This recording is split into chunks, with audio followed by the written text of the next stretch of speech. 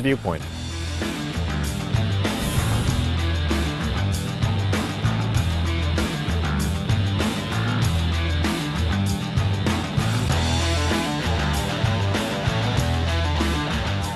I'm John Fugelsang. This is Viewpoint. Thank you so much for joining us this evening. This is a day the GOP and Hillary haters everywhere have been waiting for. The House Oversight and Government Reform Committee's hearings on the 9/11/2012 attacks on the U.S. consulate in Benghazi, Libya. Now, the attacks were first blamed on protests over an anti-Muslim video, like many others at embassies around the world that day, and later blamed on terrorists with alleged links to al-Qaeda.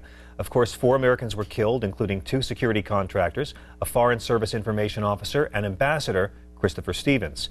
Now, at today's hearing, former State Department Security Officer Eric Nordstrom, who'd worked in Libya, explained what the hearing meant to him. It matters to me personally, and it matters to my colleagues, at the Department of State. Key testimony also came from Gregory Hicks, the deputy chief of mission at the U.S. Embassy in Libya's capital, Tripoli, that evening. Hicks said he had requested an F-16 fighter be sent to buzz the Benghazi compound in hopes of scaring attackers off, but was turned down. Now, he also asked that a special forces team be sent from Tripoli to Benghazi, only to have military commanders turn him down again. So how did the special forces feel about that? They were furious. I can only say, well, I will quote Lieutenant Colonel Gibson. He said, "This is the first time in my career that a diplomat has more balls than somebody in the military." However, at the Pentagon today, spokesman George Little told reporters, and I quote, "We continue to believe there was nothing this team could have done to assist during the second attack in Benghazi." But for many conservatives, the big question of the day was whether any of the testimony could help them tie the Benghazi tragedy to former Secretary of State Hillary Clinton, who is also known as the undeclared frontrunner for the 2016 Democratic nomination for president. Now, since last fall, Fox News and its fellow travelers have claimed the White House knew the attack was caused by terrorists, but blamed it on protesters as part of a cover-up to preserve the president's standing as a tough leader in the war on terror, which led to more questions about UN Ambassador Susan Rice, who then went on the Sunday morning talk shows after the Benghazi attack with talking points that supported the claim that an anti-video protest had gotten out of hand. She blamed this attack on a video. In fact, she did it 5 different times. What was your reaction to that? I was stunned. My jaw dropped, and I was embarrassed. But none of the witnesses said much of anything about the so-called cover-up that inflames Fox and its friends. And the partisan nature of the hearing was an issue for Democrats, including Maryland Congressman Elijah Cummings. I am not questioning the motives of our witnesses. I am questioning the motives of those who want to use their statements for political purposes. For more, I'm very pleased to be joined by Democratic Congresswoman Eleanor Holmes Norton, who represents the District of Columbia and took part in today's hearing. Congresswoman, good evening. Thank you for joining us. Good evening. So what did you expect from this hearing today? Did anything useful come out of it for you? I have to tell you, with the over-the-top build-up of 4 or 5 days with everything but trailers, I really had every reason to expect a revelation, the likes of which we could not possibly imagine. But as I speak, I'm having a hard time pinpointing anything that came through today that I did not already know. I remember that Mr. Hicks, who was in Tripoli, said he was stunned when he heard Susan Rice mention her first iteration of what had occurred around the Muslim world, that there was reaction to language that had been used. But he was in Tripoli, hundreds of miles away. How did he know what happened? What we know is that General Petraeus said that the talking points that were used were scrubbed a little bit to eliminate reference to al-Qaeda because they didn't want those terrorists to know that they were under investigation. But that there was no spin given to it. We know that there has been a scathing review by a veteran career diplomat and a former chief of the Joint Chief of Staff. So it's not as if we hadn't had any investigation. It was very hard to understand why we were here, and if you heard the questions, they were many of the same questions that had been asked in prior hearings. Right. It was a redux if ever there was one. Well, our conservative friends have been screaming cover-up and conspiracy almost since the Benghazi attack was first reported last September. Ma'am, was any evidence of any kind of cover-up or conspiracy on the part of the State Department or the White House introduced today? That was what was missing, evidence. You'd have to believe that somehow the President, General Petraeus, the National Security Advisor, and Hillary Clinton sat down and deliberately cooked up a story and went on television with it. But you'll recall that a couple of days after the attack, the President himself used the word terror. And that seems to be the hang-up. Did anyone, quote, call it a terrorist attack? I mean, in the fog of war, the intelligence officials are supposed to know instantly and somehow get it all out there and get it right the first time. Not one shred of evidence of cover-up. And yet they have compared this to Watergate. So, nobody's going to believe anything they say. Do you think that the Benghazi controversy is about a scandal or rather about the exploitation of a tragedy? Let's face it, they're not through with Hillary Clinton. Benghazi 1 was Susan Rice. Mm-hmm. Benghazi 2 seems to be Hillary Clinton. And then the reason they're not through with it is if you consider our committee, this is an investigations committee. They don't have anything to investigate about this president. Right. So they just redo investigations they've already had, do a build-up, get the press all excited. We wondered whether there was anything new, but I have to tell you, I almost wish there were.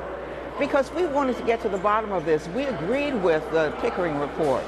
We believe mistakes were made. Mm-hmm. This was a classic case for bipartisanship, but they would not even let the Democrats, according to the usual procedure, interview the witnesses ahead of time so that we could prepare. Mm-hmm. We were kept out altogether. So you can see that they were into a gotcha mode, except they didn't get anything. Right. Well, Senator Rand Paul, who, as we know, may be running for president, said today that Hillary Clinton should not be allowed to hold another public office because of Benghazi.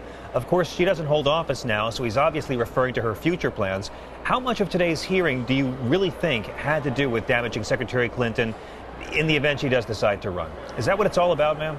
Of course it is. Hillary Clinton is the most popular politician in the United States today.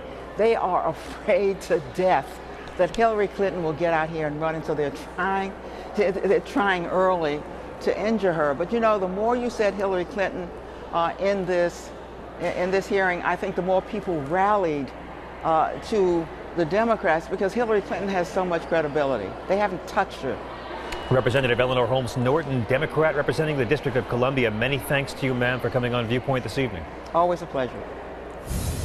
For more on today's hearing and the fallout from the attack on the U.S. consulate in Benghazi, I'm joined by P.J. Crowley, professor at George Washington University, former Assistant Secretary of State for Public Affairs to President Obama, and former Special Assistant to President Clinton for National Security Affairs, and by Steve Clements, Editor-at-Large of The Atlantic, Senior Fellow and founder of the New America Foundation. Board's analysis of what happened is I hadn't heard the degree to which the blocking of the movement of the special forces and whatnot had been done, and the passion with which he had worked to do this. Now, I think this could all be very well a dispute in tactics. The question about whether you should have sent special forces units from Tripoli when in fact you may be abandoning an embassy there that might be subject to siege or problems as well. Mm-hmm. There's a fair dispute about that. What I don't think the American public got from the White House was a kind of fair accounting of some of these different perspectives. And I think that's not necessarily something that was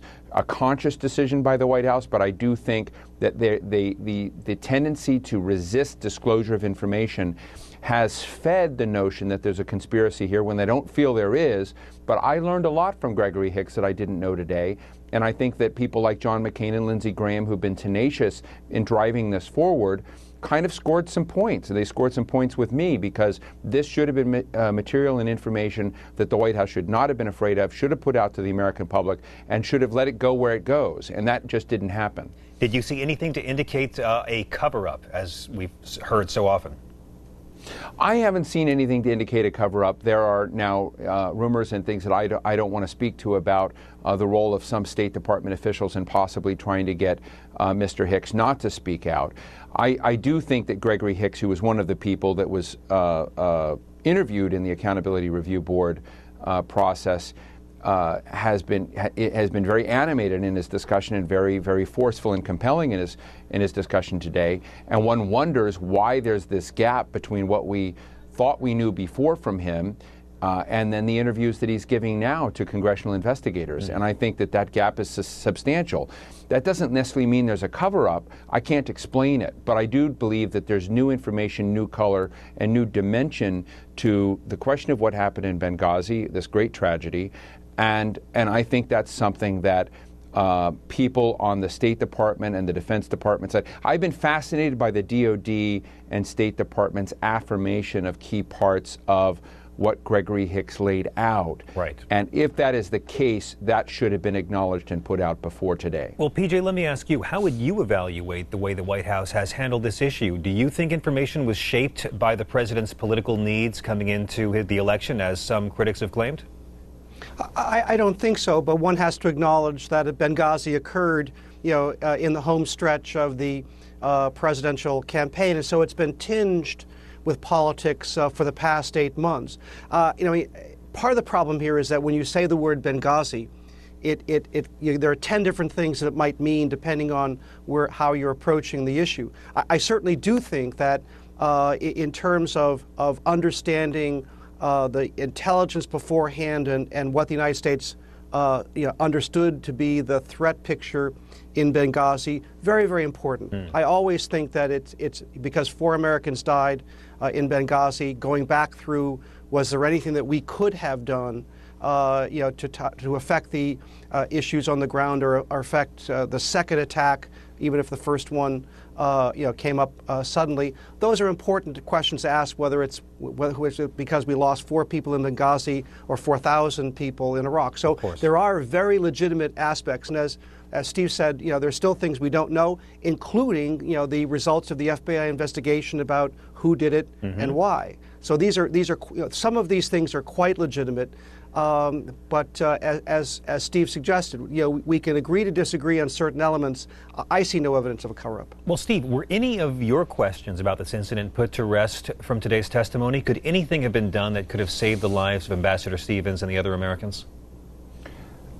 With regard to Chris Stevens, who is a great man, regrettably, I don't believe that anything that we learned from Gregory Hicks or Eric Nordstrom or others would have changed that unfortunate and tragic outcome, nor for the other 3 Americans who died or for the attacks. It did raise the question, which I think is a legitimate one, that if those Special Forces units had been flown to Benghazi, had gotten to Benghazi, you didn't know at that time what the nature and sort of the end point of the 2 phases of the terrorist attacks would be. Maybe there would be a 3rd phase, maybe there'd be a widening, maybe the British would have been under siege. There were other elements that were unclear, and so I think it's fair to just to basically debate the notion about whether those units would be useful or not. I also don't believe there was a cover-up, but I do believe that Gregory Hicks is a passionate man with a great record of service. I've been disturbed by how quickly some of the conservative political action community have embraced him as theirs. I think it's important in terms of his own credibility and the lessons that can be learned from this to maintain a judicious, almost, and I hate to say it, an unsentimental approach that favors neither particular side but lays out the facts as they are and as we know them. I believe that this, PJ comes out of the State Department, knows it well. There continue to be silos and Byzantine communication process that, as I wrote today in The Atlantic, deserve to be scrutinized, rebuked, and fixed. And I think that's one aspect. But we also have to remember that many of those people in that hearing today, particularly on the GOP side, that were hammering away on Susan Rice and others, in ways I thought were inappropriate and unfair, they are also people who have defunded and criticized the State Department, its diplomatic mission, not have been robust supporters of either its security nor the very key role that it plays as advanced diplomats in some very turbulent regions in the world where we need to be. And so I found that a missing element today that needed to be reinforced. But to some degree, when Gregory Hicks paid tribute to his colleagues who played different roles, I think the American public got a sense of real heroes that are out there every day, not just in Benghazi, but many other places in the world today where you have turbulent circumstances. Gentlemen, I'm so sorry we're out of time. I think the only thing we know for sure is that this story is not going away anytime soon and is already a factor in the 2016 presidential race. P.J. Crowley, professor at George Washington University and former Assistant Secretary of State for Public Affairs and former Special Assistant for National Security Affairs, and Steve Clemens, editor-at-large of The Atlantic, senior fellow and founder of the New America's Foundation American Strategy Program, and author of the Washington Note. Gentlemen, thank you so much for your time and your expertise this evening. Thanks so much, John. Thanks, John.